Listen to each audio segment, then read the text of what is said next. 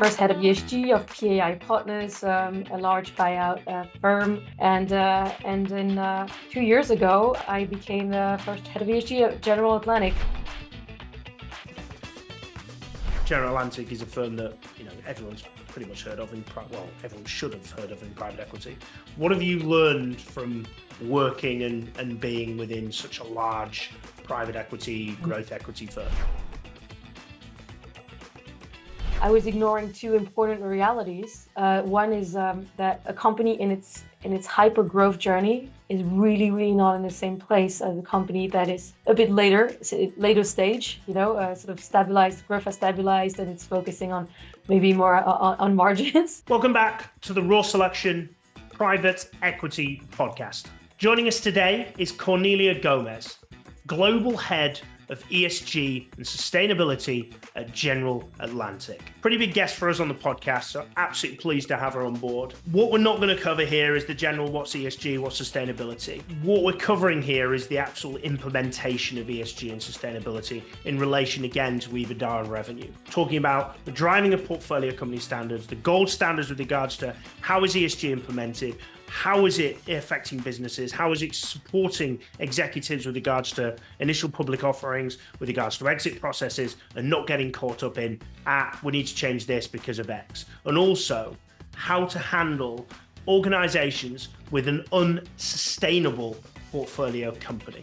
And we'll delve all into that in the Private Equity Podcast with Cornelia Gomez. Cornelia, if you can give us a 60 to 90 second breakdown of you, please. Sure, with pleasure. So I'm a French person with Spanish, as a very European, French with Spanish and Greek roots. I've always been passionate by business. That's what I studied, business and economics in 3 European countries, and the role business can play in solving the biggest challenges that we're facing today. So modern slavery and rising inequalities, climate change. And you could say that I'm an internal operator. I believe in changing things from the inside. I've always taken first-time greenfield roles in tough sectors. By tough sectors, I mean either low margin, like retail, or high intensity, like private equity. So I kicked off, started my career in Asia, in charge of supply chain sustainability for a large French retail non-food group. So basically what it meant is I was touring factories in China, India, Bangladesh, Pakistan, looking for shadowing auditors and looking for any issues, any labor conditions and environmental conditions issues in the supply chain. And fortunately, I saw a lot and learned a lot from that experience. Then I moved into the private equity space in 2017. I was the first head of ESG of PAI Partners, a large buyout firm. And then 2 years ago, I became the first head of ESG at General Atlantic, a global growth equity player that's very much a global investment platform today. And on the personal side, my partner is Dutch. We have a 2.5-year-old bull of energy, and I'm expecting a second boy. Well, congratulations to you, 2.5, and then expecting exciting times. So absolute congratulations. What one mistake do you see either private equity firms or portfolio companies making, and what actions would you suggest to correct them? I think, speaking to what I know well, so sustainability and ESG, I think that the biggest mistake I see all the time is that the G completely drops off. So the whole governance piece, I heard often that from private equity colleagues or deal team colleagues, don't worry about the G, that's our job, that's what we're here to do. And for sure, there's a lot of good governance practices in the term sheets and in the terms that are negotiated upon acquiring a stake in a company. But to me, it's not often well due diligence. The simple reason that deal teams will tend to focus on the financials, tax will focus on tax, commercial DD will focus on top line growth, will focus often on the hot ticket items, and everybody sort of forgot to look at how is this company governed? Do we have the right amount of independent directors? Who's the chairman? What are the different committee structure? how are incentives aligned? And I think it's very interesting. And for a while, I felt like, yeah, and obviously, the emphasis has become so much stronger on the E, given all the discussions on climate change, carbon accounting, net zero, that people are also forgetting that you can't get to a proper climate change strategy, a proper net zero strategy without governance.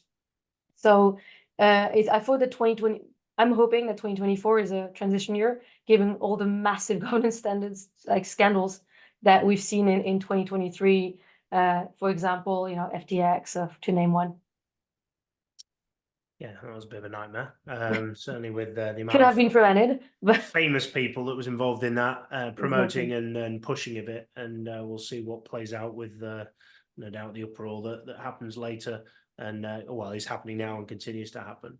So on a governance perspective, if we look at what should, obviously paying sight to that and going, we need to put some consideration into this, but is there anything in particular you think is missed in a governance perspective, that not just the G being missed out, but is there particular areas that like people, if you're a managing partner, private equity partner, probably worth looking at these three things are sometimes overlooked?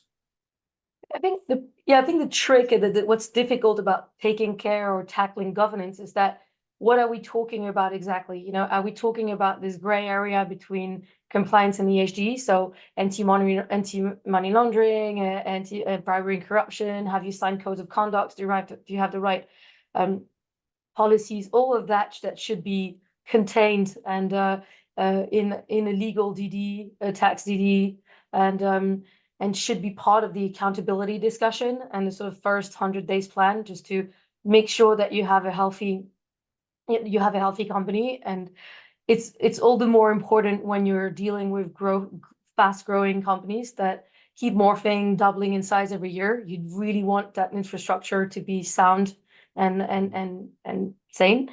That is pretty straightforward if you have the right teams in place, and if you have, for example, a general counsel in place, that generally gets solved pretty quickly.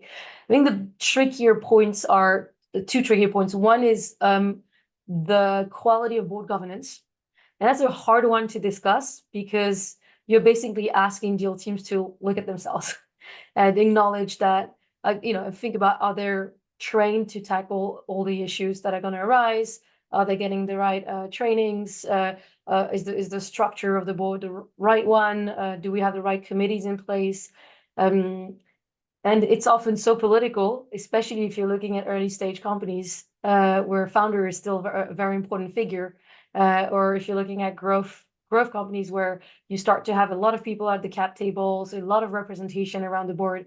There's a real question as to what is the culture of the company? What are we trying to achieve? And is the current board the right board to monitor the executive team and take it where it should go? And often the third point that gets lost there is the governance of ESG, so the governance of environmental and social issues. So here we're talking about what I think are really fairly low-hanging fruits. So do you have a sustainability committee in place? Or why don't you create one? And if it's too cumbersome, why don't you make sure that the Rem and Gov committee discusses it once a year, or the audit and risk committee discusses it at least once a year? Do you have board oversight on sustainability risks and opportunities? Have all your directors been trained on what carbon footprint means and what climate risks mean? So this is the sort of the big gap that we observe, that as I think a lot of sustainability professionals are observing today, is I think that over the last maybe say 15 years in the corporate space, and I would say 5 to 7 years in the private equity space, the relationship between sustainability teams and executive has completely changed. We don't need to convince an executive that he needs to embed a key material sustainability issue in his day-to-day, or appoint somebody in charge of it. But often there's a big disconnect with the board. That makes sense. Yeah. So there's a bunch of, I named a few, but I think we're still seeing a gap between the best practices that I said, keep a finger on the pulse, training, the right committee structure. And I think it's a large, are you tracking the right metrics? I think it really boils down to a lack of awareness and training. And we're talking about very senior people who maybe have come to the point where they maybe don't want to, it's too late to say, I'm sorry, I don't even know what you're talking about when you say carbon footprint. And I think everybody would be in a better place if it could just say it. We could run a proper training and get along with it. Yeah, so that brings me back to a video I saw of Simon Sinek, who was invited into a boardroom, and he was sat around, and there was 10, 15 other, I can't remember what he said now, maybe 12 other people. And this person had come in and he was doing a speech on something, and he just said at the end, it was the vision of the business or something. He said, I just have no idea what you're talking about. And sorry, I'm the idiot in the room and I've been invited in, but I don't understand it. And then every single person went, oh, I don't understand what you're going on about either. It's exactly that. It just takes one to be the idiot to show everyone else that they're an idiot. And maybe if we didn't use terms like idiot, might be helpful. But I think if I could put a big message out there, and I often start any training with my deal teams and any discussion, any onboarding discussion with a portfolio company by saying, can we just, we're not going to, there's nothing bad in dumbing things down. I think there's this tension between, right now, there's this tension between sustainability experts justifying their job a little bit by over complexifying things because they want to be a center of expertise and they want to be seen as such. And on the other side, you don't want to also oversimplify, because if you oversimplify, you're greenwashing. You're very, very close. It's a very slippery slope to greenwashing. So it's a bit of a seesaw. You need to find a sort of sweet spot in the middle where you stop using acronyms. You stop, assuming that everybody understands what you mean by scope 1, scope 2, scope 3 for your carbon footprint and, net zero standards and science-based target. And you go back and you try to really, really make a huge effort to speak the language of the firm. So say, for example, you're talking to a car wash company, you really should be talking about water consumption. You should be talking about what's driving costs, what's destroying value, what's protecting value. You should be asking them about what's their growth plan. Is it organic growth, mostly M&A? Where do they want to go?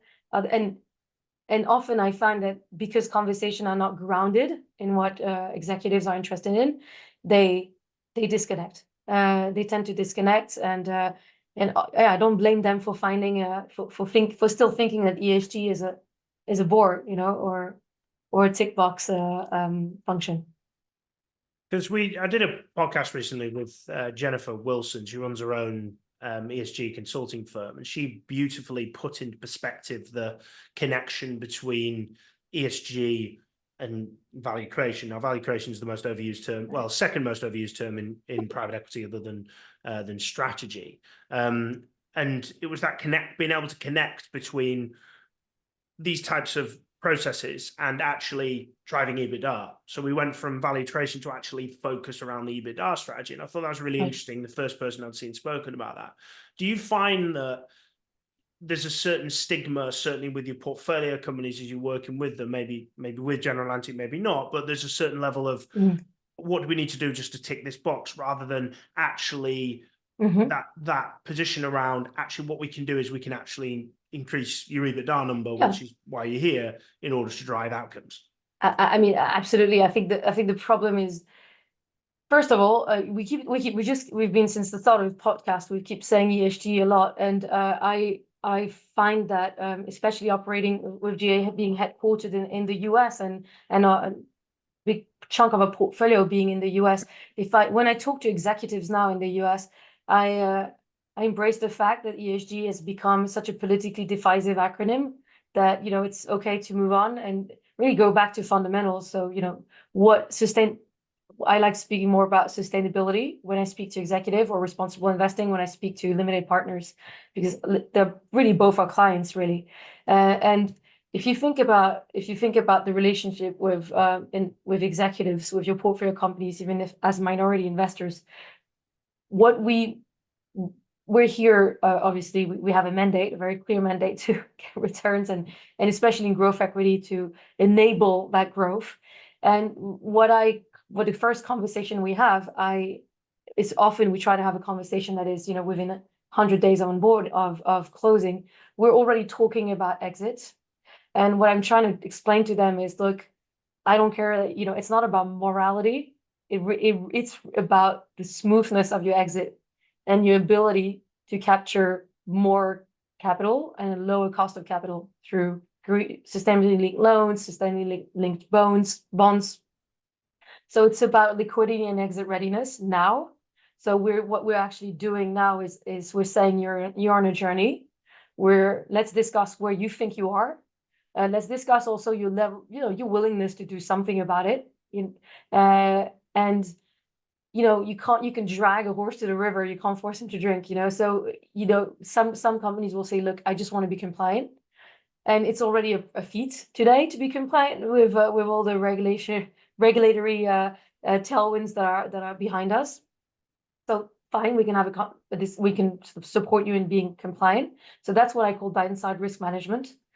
But often when you start talking about liquidity, exit readiness, cost reduction, so energy efficiency, especially for manufacturing and industrial processes, climate strategy and how it can help you position yourself differently compared to your competitors, board quality of board governance, and top line growth, which is a very important one for tech. The conversation changes.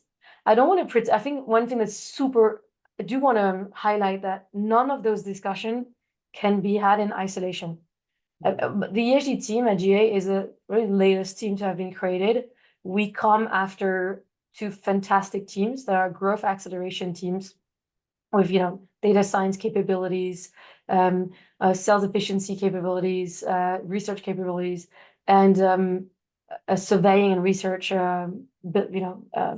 work, and a talent team that's been helping executives think about doing management assessment and help them think about their C-suite. So, we're not going to solve cost. We're not going to go for cost reduction and top line growth on our own. We need to work hand in hand with all of those portfolio performance teams that you find today in the private equity firms. And obviously, you need to be in agreement with the deal team that this is the right time. This is why, you can't expect to have a fruitful conversation with a company if they are, they're facing some cash burn issues, or if they're facing some fundraising issues. So you need to be a little bit sensible about where the company is in its wider growth journey. And it's really about timing. It's a time and tide, coming in exactly at the right time when they need you, and sprinting on a few topics, and so pushing ESG within the strategy of the firm. Perfect. Sorry to interrupt. Just a quick mention of our long-standing partnership with Grata. As you will probably know, the private equity scene is constantly evolving, and deal flow is moving now to proprietary and data-driven processes. Grata provides you with the data and information of over 7 million private companies. So if you're looking to improve your proprietary deal flow and improve the data access, then reach out to Grata today. Now back to the podcast. And we just move slightly away from ESG for a brief period of time. You work at an organization with 77 plus billion assets under management, 220 plus portfolio companies. You've joined from a well-known European private equity firm, not as well known in the States and globally. General Atlantic is a firm that everyone's pretty much heard of everyone should have heard of in private equity. What have you learned from working and being within such a large private equity, growth equity firm? It's been an absolutely fantastic journey in the last 2 years, because I thought that, obviously, technically speaking, if I isolate every topic in ESG, you could say I have, you build the credibility over time, because you build your network, your ecosystem. So I thought that I could come in a GA and apply the same formula that had worked in a corporate space and in a European buyout firm. And look, I'll be honest, I crashed. I crashed I crashed and burned after 4 months because I was ignoring two important realities. One is that a company in its hyper growth journey is really not in the same place as a company that is a bit later stage, sort of stabilized, growth has stabilized, and it's focusing on maybe more on margins and costs. And the second one is a reality of being a minority investor. You can't be the bull that tries to destroy the wall, and you can't impose. You simply, by sort of design, you can't impose a decision.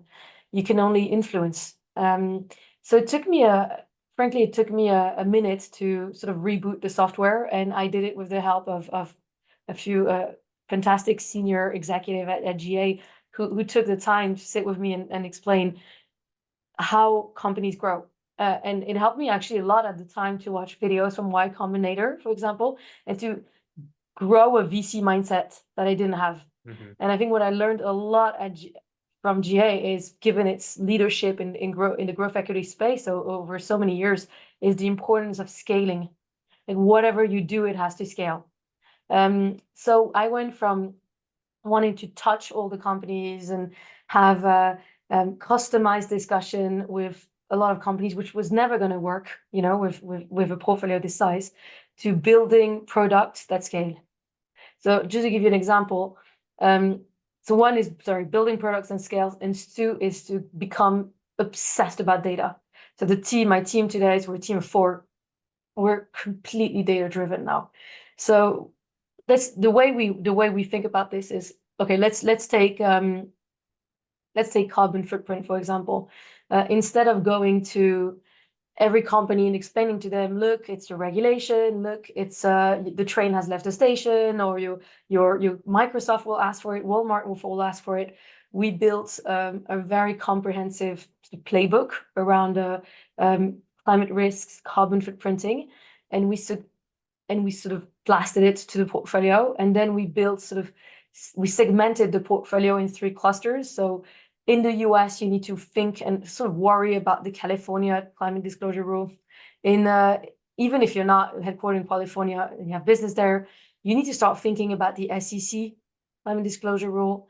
If you are a consumer, sort of a hard to abate sector, or you have consumer goods, or you're in the consumer space, you need to think more about your suppliers. So this is sort of the second cluster. And then if you're a tech company, you're asset light, and you probably need to be thinking about where is your data in the cloud, or is it in sort of physical data centers? Who are you working with? And so we clustered, and every time we had a specific product for each cluster, and it's proved incredibly effective. We went from a response rate, I have to say, it's honestly, like in the beginning was 5% when we reached out to the wrong person in the company, often the CEO, talking about ESG, being very general and getting no reply, to being hyper specific, outcome driven, clustering, working around data and around the financial information on our portfolio. So, are you 2 years from exit? Should we talk about exit readiness? What's your tickets? What's the ticket size? How much leverage do we have? Who's around the cap table? Can we partner with somebody else on the cap table? And we've been leveraging all those data points, and finding that it has completely transformed our engagement. So we went from, in less than, let's say, after those 6 months, I sort of recouped and got back on my feet, and within sort of a year and a half, we now have more than 90 engagements with 37 portfolio companies, and we're talking about often several engagements with the same company, but we will help them on strategy, we'll help them do materiality assessment, we'll talk about carbon footprinting, we'll talk about diversity, and then at some point, you can, the famous old saying, you shouldn't give a fish, you should teach a person how to fish, so and this is what we're really working on right now, is giving tools and resources to our companies. Well, that's great to hear. Firstly, thanks for sharing that you didn't get it all right. I do like that in any level of business, but certainly in private equity, there is a level of everything was done so perfectly and everything happened. And we know that's whether it be a portfolio company that's been in a business for 5 years, 3 years, 2 years, it never goes smooth sailing. And then Mm, secondly, pointing out that there's not a podcast that goes by we don't talk about data. And right. clearly, you guys are creating those playbooks and implementing it, which I believe is there's not much that differentiates private equity firm from a private equity firm. Yeah, you've got track record, Right. yeah, you've got X, Y, and Z, but being able to support and develop the portfolio companies to accelerate growth by having such playbooks and we did this here. This is how you run with this. This is how you run with that. That's where operating partners, which is commonly used in America, Right. not as much used in the UK and Europe, but is being adapted. Is that playbook type element? And Yeah. here's something you can adapt in. Here's your sales playbook. Here's this playbook, and here's your ESG playbook. But actually breaking that down to actually here's the different elements of ESG and Right. focusing on that. This will be what drives the bottom line. This will be what drives the top line. This will be what changes this, Exactly. rather than, oh bloody hell, I don't need to tick a box that we turn the lights off at the end of the day, because Mm, that's the impression. But in realistic terms, the companies that are getting it right appear to me to be the firms that are focusing on, in essence, EBITDA numbers, revenue numbers, and ESG is a contributor to both of those.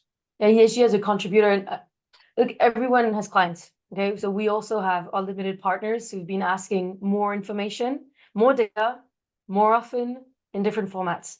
So there's no, everybody's been talking about convergence, but it's taking its sweet time. So obviously you need to be proactive.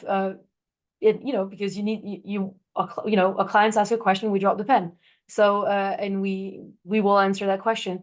I've so we're in the middle here because we're also trying not to submerge portfolio companies, especially in the growth stage, with too many questions. It's interesting. Sometimes what I find really interesting is, and I think that's probably what early stage and growth stage company need to get better at doing, is that we could ask for 30 data points, 90% of which are pretty simple. At the end of the day, pretty simple data points. It's how do you run your business? Like, how do you literally run your building? So where are your biggest costs? What's your employee turnover, which you should be worried about if you're like running a tech business, as talent is key in those businesses. Diversity metrics and simple governance metrics, and those questions will be pinged around the entire organization, because nobody has been appointed as an owner of Yeah. a central owner of that topic, and the amount of time like that would be saved in just literally appointing somebody. It doesn't have to be a very senior person. I think if you really, I think if you do the test, I think probably 90% of the time, if you ask around in an organization who would be keen to take on sustainability as an additional positive function, not something that's valued and valued at the end of the year, not just a burden. I think you'll see a lot of hands shooting up, especially, we know this, especially from a younger generation. Also because, I don't sound cynical, but it's not just about I want purpose in my job. They want exposure. A smart employee today Yes. will want exposure, and he will want to, and there's no better way to be exposed to your CEO, your COO, your CFO, and eventually one day the board, than just, than to take this on. Also, I think even you're the expert here, but I think it does enrich your CV a lot. It's a multi-stakeholder project management type of role, and it can be very fulfilling. There's a lot of influencing with it, and Yeah, that's exactly. particularly difficult. You look at blue chip organizations, when we talk about matrix organizations, and that level of influencing is particularly difficult because everyone's agenda is different, everyone's criteria is different, everyone's got a boss that's pushing one way. And the further up the tree you get in leadership, the lack of focus Mm, around we need to make changes here and improvements, and in ESG fashion, is because of its stigma and its positioning. Whereas realistically, when someone comes to the table and goes, we can reduce our carbon footprint, the CEO goes, okay, brilliant. we can actually reduce our cost base by X amount, and then you have a foot at the table. It just so happens that it coincides with an ESG model, and that carbon footprint will therefore be supported as well. That's the kind of conversation that needs to be had, and it's positioning. And you've had your experience of trying to come in and go, right, we can deploy exactly the same model. You've had guidance and support from senior execs at GA, and that supported you with the synopsis of where you're at the moment. So if we look at that, we've talked about playbooks, we talk about conversation, we talked about positioning. What else does it mean to have like a gold standard when it comes to ESG with regards to the investment kind of life cycle and focus around more so possibly the portfolio companies? I think if you look at the investment, and this is something I've always believed is sort of at the core of at least of GA sustainability approach is if you have to shadow basically the deal teams through the investment life cycle, shadow deal teams and portfolio companies through the investment life cycle. So really embedded in the processes. So start with due diligence. You're not, let's be pretty honest here. Due diligence is a tick boxing exercise. ESG due diligence is a tick boxing exercise, and it's fine. It's not a bad word to say that. What we're looking for are red flags. Let's face it, there's very few cases where an ESG team will have a veto right or that we're going to block a deal because for ESG reasons, at least in the growth equity and tech space. And if you do it, frankly, it's not because it's often. It's because of a common sense appreciation that you're taking major risks, major reputational or legal or value risks, and you don't think you can exit that company confidently in 5 years. And that goes for tech, and it goes also for, if you have a plastic packaging company that is still doing 90% of single-use plastics and hasn't been thinking about recycled content or recyclable content, and hasn't even started measuring the capex involved in changing its machinery to have laminated plastics that can be recycled. You're probably making a mistake because you're going to struggle exiting that company. So our role, the way I see our role in a due diligence context, is to say, let's walk in this room with eyes wide open. Not telling you there are dark corners. I'm not telling you that we shouldn't do this deal. I'm just saying, let's make sure we shed a light on everything. We're here to try to assess the known unknowns, and the unknown unknowns. That's always a little bit more difficult, but you can't expect a deal team who's hyper focused on convincing a management team, getting the financials right, the business plan right, convincing the IC. You can't expect them to also start thinking about how the company is going to do with this regulation. So that's our job. So the idea is a systematic process to make sure that every new apple that gets into the basket is not, is that its shape and color. And this is what we've applied at GA. So 100% of, for example, 100% of new deal going to investment committee, and some follow-ons have an external third-party due diligence. So it also means finding the right external partner and putting in place all those sort of scalable templates, processes in place. Then you've got, a bunch of, every year you've got sort of a cohort of company coming in. And this is where I shift into a perspective of,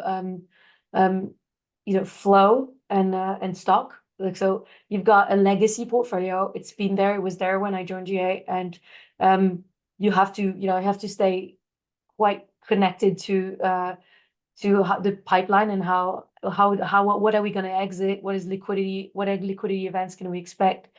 But you've got a bunch of companies you're going to be working with for a few years. Those companies, we run them through a bunch of data analytics to try and understand, it's the 80-20 model. Like, is it going to be worth spending our time there? Do we have sufficient influence? What's our, that's what I was saying earlier, what's our ownership size? What's the ticket size? Where's the company located? Also, what's the relation right now with management? Do we think that we can drive significant improvement there? So for example, we ran all those analytics on the current stock, and so every year now we have a very clear hot list. And we don't do this on our own. We run this past our portfolio management team. We run this past the capital partnering team. It's also very interesting to work on companies where you have significant co-investment from important limited partners. This is a big trend, as you know, right now. It's hard. Fundraising is not easy, and one way to get more fundraising is to come with with co-investment, is to offer co-investment opportunity, especially in some regions that are going to put a really big incentive on that. And so that means that you basically have, if you add up what you have, what your co-investors have, you start to have a proper voice on the board and with the executive team. And turns out that often your large LP, who's been co-investing alongside you, has a sustainability team too. So it's a lot about, also, for me, it's the ESG of the future. It's about thinking a bit like with a passport, so maybe a visa, like an ESG visa, making sure that it's stamped by everyone. Everybody agrees that we should be focusing on those top 3 priorities. Maybe running some calls or coordinating calls with different sustainability teams or deal teams, and making sure we speak with one voice. Because if I am the executive of a company, there's really nothing worse than getting 4 different questionnaires, 4 value creation plans, and it's not even help anymore. Like it's great to have great operating partners and great value creation teams, but everybody needs to be aligned on the objectives there. So that's what we do for everything that comes. So that's the stock. For the flow, we try to have scalable, productized onboarding processes. So, the playbook, let's have a conversation. What do you need? What do you want to grow on? Think about what's important to you, what's important to your business, your EBITDA. And then there's exit. And we found we have a really great example last year where we worked hand in hand with a sustainability advisory team of a bank on an IPO readiness sort of program. And it was an eye-opening moment for the CFO of the portfolio company. And frankly, for the deal teams of the co-investment, of the other co-investors. Because what did we realize? We realized that we were trying to capture premium at exit based on some perfectly valid and sustainability strategy, because this company is doing so great in the sustainability space. But it is important to make sure to address any pain points around any capex, resourcing of the team. Is a team reporting to the right person? And you need to make sure that whatever data you're putting out there in the public market, you need to anticipate the fact that it's going to be audited, and it's going to be assured and audited. And that's not something that privately owned companies are used to. The auditability and the assurance of data they're putting out there. Not obviously not financial, but I mean sustainable information. Yeah, and for everything to be out there and everything to be looked at. Obviously, the financial information is reviewed on a daily, weekly, monthly basis, but certainly not the others. Not only am I the host of the Private Equity Podcast, but I'm also the founder and managing partner of Raw Selection. Raw Selection is a private equity specialist executive search firm with 2 divisions, one that focuses on portfolio, C-suite executive hires, and one that focuses on private equity direct hires of your back office and investment deal professionals, operating across Europe and North America. A unique offering of our service is that we offer a full money-back guarantee on all upfront deposits. We typically take around $10,000 as an upfront deposit to commence the search process. The remainder is then on completion, but that upfront deposit is completely refundable. If you're not happy with our service, we will refund that upfront deposit, no questions asked. So you mentioned the plastic bag company, which is obviously fictitious. But if you have an unsustainable portfolio company that's doing something that you would regard as not a positive ESG model, which there is tons of those companies, and they have to exist for us to operate, how do you tackle that? I think first like sort of low-hanging fruit that is starting to become more common practice in the buyout space, but is not yet, I think, in the growth equity or VC space, is to make sure that it's a contract. Your shareholder agreement is a contract for a period of time, and you should have an ESG clause in it.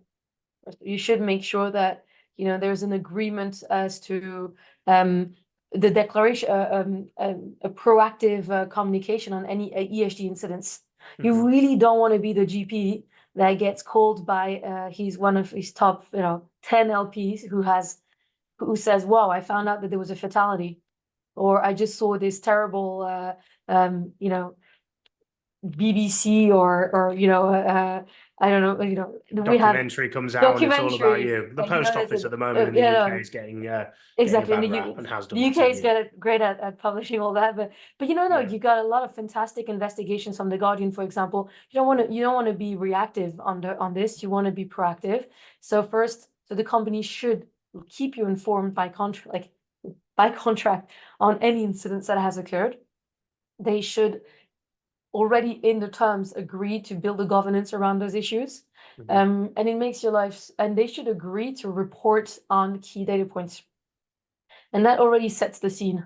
Because you're existing now in a different room of that house, of the PE house, So that's number one. I think number two is to very quickly, it's the same way that everybody out there who's listening, to the podcast as a PE professional or an executive knows about, what a good talent team would do, So you got a management assessment and you look at talent density, etc.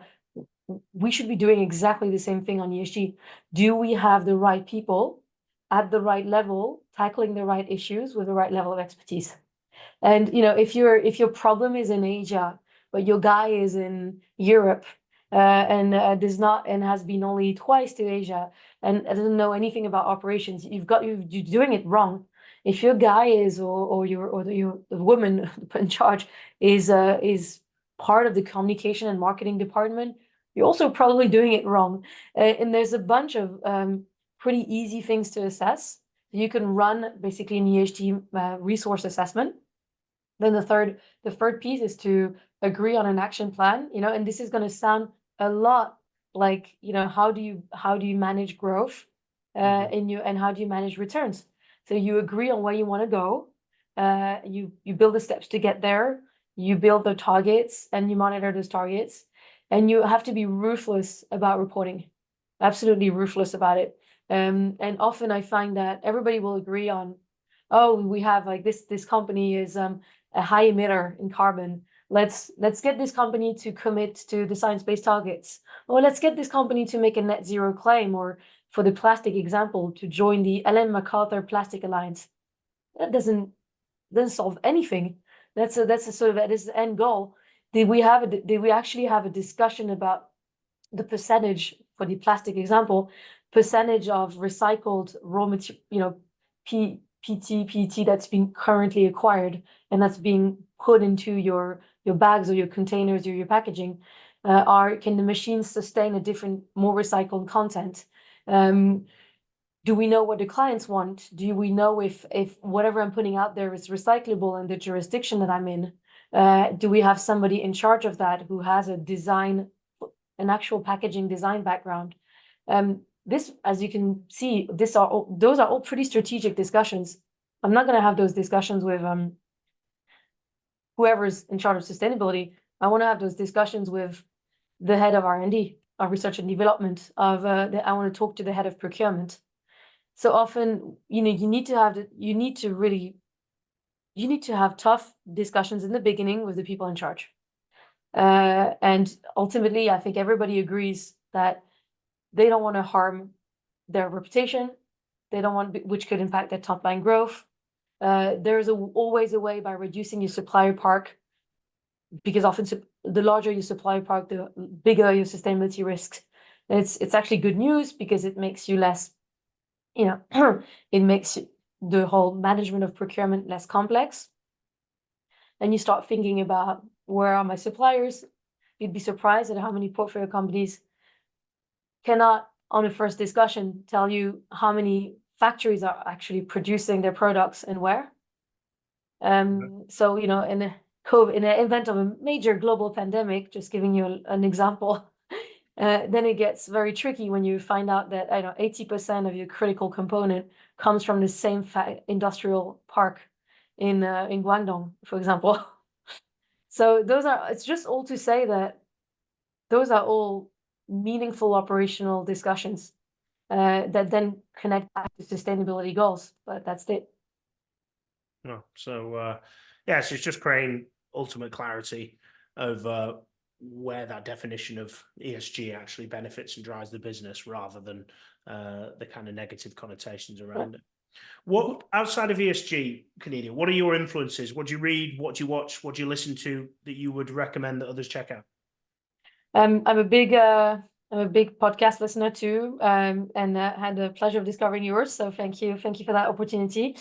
I'm passionate about art, so history of art. So there's one podcast I really love. It's 100 Objects, History in 100 Objects by the British Museum. It's a very nice podcast, very short, one object, one podcast, and you just travel through time, gets your mind off the daily grind. I'm a big opera listener, because jazz player, and so but recently I've been a little obsessed about this. I'll just recommend one album about with this Robert McFarlane, the writer, and Johnny Flynn came together and made this beautiful British folk album. Really recommend it. I've been listening to it kind of obsessively, and I have what really influences me is people that I initially mentor. So I do a lot of external lectures at Imperial College or Oxford Site Business School, and the questions I get blow my mind from the next generation. So I really recommend mentoring or doing any external lectures, because you receive more than you give, really. I've always found with coaching, mentoring, even with leading people, Right. you tend to learn more. Well, we hope we pass some wisdom, but we tend to learn more about ourselves and about them and about the wider world by having these discussions than certainly than not. So yeah, I'm a big advocate of that as well. So how does anybody reach out to you, Cornelia, if they want to talk ESG or any other subject? Yeah. How do they best get in touch, please? Always love talking about it and getting the conversation going, especially if we're in a disagreement. I welcome this even more. So you can find me on LinkedIn.